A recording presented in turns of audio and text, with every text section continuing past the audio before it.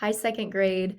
We are going to do another subtraction strategy today, and we are going to be taking away and making a 10 in order to subtract really easily, because we know when we see 10s, we're pretty good at subtracting quickly, and so that's what we're going to do. So we have 15 minus 7 is our first problem, and instead of subtracting 7 all at once, we are going to break 7 apart.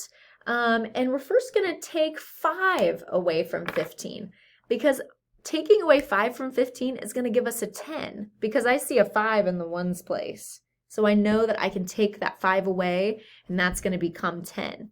So I'm going to go ahead and do that. I'm going to take away 5 first. So here's my 15.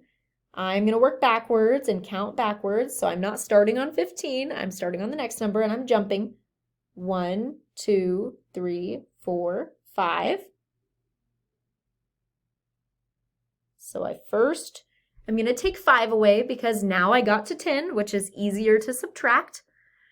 Well, I've only taken 5 away, so now I'm kind of thinking, how many more am I going to need to take away so that I can take away the full 7? Well, I know 5 plus 2 is 7, so why don't I take 2 more away? 1, 2. So that's going to land me at 8. And now I've taken 5 away at first. That was my first step to get a 10. And then I took 2 more, and that's taking away the full 7. And the number I landed on is 8. And that is, in fact, my answer. Now, another way to look at this is we're kind of going to break these numbers apart. So like I said, when I'm trying to make a 10, I first know that I want to take 5 away. I'm going to break 7 apart, because the first thing I want to do is I want to subtract 5, 15 and 5, because that's going to give me an easy 10. But I got to look over here because I got to balance this. 5 plus something gives me 7. That missing number is 2. 5 plus 2 gives me 7. So that's going to be the next number I subtract. I'm first going to subtract 5 to give me an easy 10. So that gives me 10. And then I can't forget to subtract those last 2.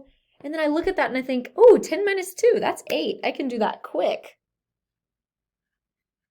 And so that is how we broke apart that 7 into 5 and 2 to make a 10. And then we finished it out by subtracting that 2. And that's how we got our answer 8. So either way you want to look at it, whether it's easier for you to look at it in a number line or think about it like this, we're going to get ready and practice some of that with you.